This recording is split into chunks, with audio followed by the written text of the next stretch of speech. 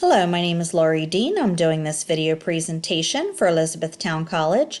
For this video presentation, I'm going to be discussing the Texas Children's Hospital and their transition from the fee-for-service model to a value-based purchasing model. For the first part of this video, I'd like to discuss the background of the Texas Children's Hospital. They're located in Houston, Texas. They are a nonprofit organization, and their mission is to create a healthier future for children and women by leading in patient care, education, and research throughout the global community. They are one of the nation's leading children's hospital, and they are recognized for that. Next, I'd like to talk about the catalyst for the switch from the fee-for-service payment model to the value-based purchasing model. One of the main reasons that this healthcare organization decided to go with this switch was to reduce the costs, healthcare costs, particularly for the pediatric patients, and improve healthcare outcomes. The U.S. spends approximately $3 trillion on healthcare each year, of which 7.6 or $230 billion are spent on healthcare costs for children. The Texas Children's Hospital, they recognize that pediatric patients have different healthcare needs from the adults, and they felt that they really should have a payment plan or a payment model tailored to meet those needs of their pediatric patients. So that was really one of the catalysts for this switch from this fee-for-service model to the value-based purchasing model. They decided to make the switch in these payment plans, and there was the payment models, and there was implementation for that.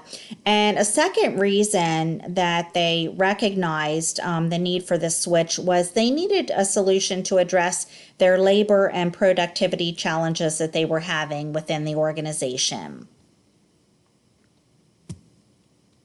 Some of the reasons for the success was that the healthcare organization, they created the policy terms for pediatric patients. Also under the value-based purchasing plan model, incentives have led to improved provider care coordination for their patients, and it also has led to a reduction in the redundant or repetitive testing for patients.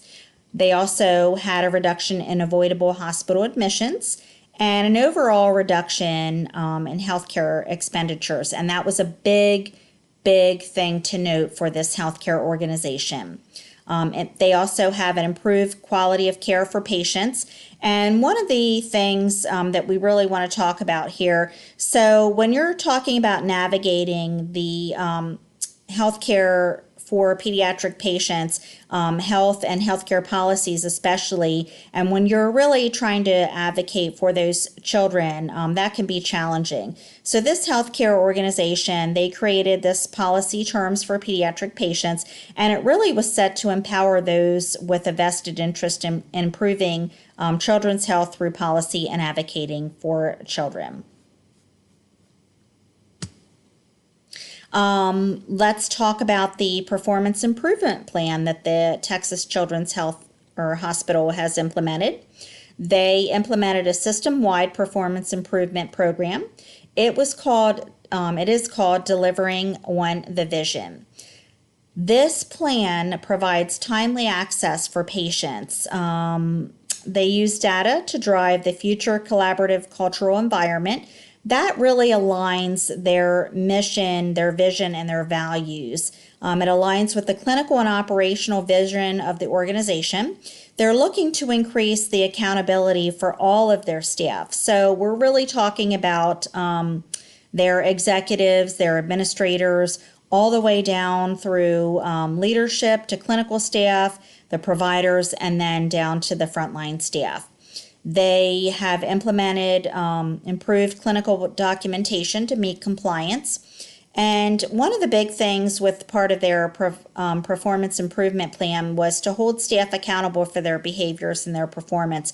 And that has led to an improved culture of safety and quality. So that's one of the things that we want to recognize with this organization. Next, let's talk about some of the performance measures that they've implemented. They've implemented a process to improve access for patients, and that was the effective practice management. They align provider scheduling with the demand. So what they're doing is really looking at, what the demand is for patients' needs to get appointments, and then they're looking at their scheduling and how can they get their patients in a timely manner. They're improving, or they've made improvements for quality care, and they've improved patient satisfaction and patient experience. And they're really looking at giving their patients a voice and looking to meet their needs. Doing that through the PDSA, so Plan, Do, Study, and Act, really looking at how they can work effectively, efficiently to provide patient-centered care.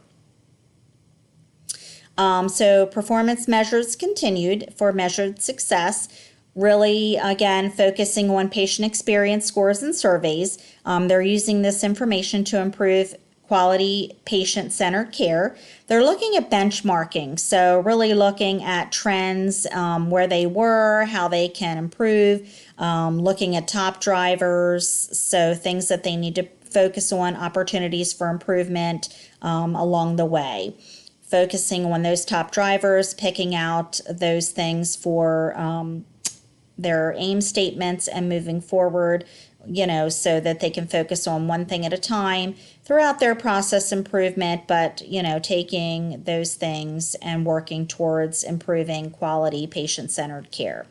They also have clinical improvement teams, and they're giving their clinical teams their voice to work towards improving clinical quality care as well for their patients, and working, taking that patient experience and the feedback from their patients, and then having the clinical teams work to improve, make process improvements and workflow improvements as well. The next thing that they did was used data analytics through their healthcare enterprise data warehouse, and that really was taking all of their data through and organizing that. So it's clinical and non-clinical data, and then they're using that and having that stored as a main source of truth to drive quality and performance improvements. So that data can be it can be compensation data, it can be performance data, it can be staffing data, it can be quality metrics, performance metrics, different things like that. And really they're compiling all that, and they're looking at trends, and then they're storing that data, and then having that as one main source of truth that people can refer to, and looking at trends within their organization. So comparison models for different programs nationally for benchmarking as well, and then within their organization. So comparing providers within the same specialty, also looking at comparing providers within the same team, and then comparing those providers to other providers with other outside organizations. The last thing that I really want to talk about are the key stakeholders that were instrumental in making this change. So the change agents for working towards this transition from the fee-for-service to the payment, the value-based payment, the value-based model that we're moving towards. So really it started from the CEO, who was Mark Wallace, to the Senior VP, Mark Malarkey, and then other leaders within the Texas Children's Hospital. So really having those top executives drive that vision and mission down all the way through to the frontline staff. So that's kind of how they put their process improvement and their vision in place to work through this. And really, they were instrumental, as I mentioned earlier, with revenue decrease or seeing, revenue savings revenue. They had an increase in their revenue. They had savings with their staffing model that they've made changes to, an improvement in their patient satisfaction, a lot of good things that happened with this organization. So they were able to be successful in a lot of different ways. The main thing was to improve their quality and their patient-centered care. So kudos to them for their process improvements that they made and quality improvements. And they were very successful in saving money and healthcare costs along the way and taking care of their pediatric patients. These are the references that I used for this presentation. I hope that you enjoyed this video presentation. Thank you and have a good day.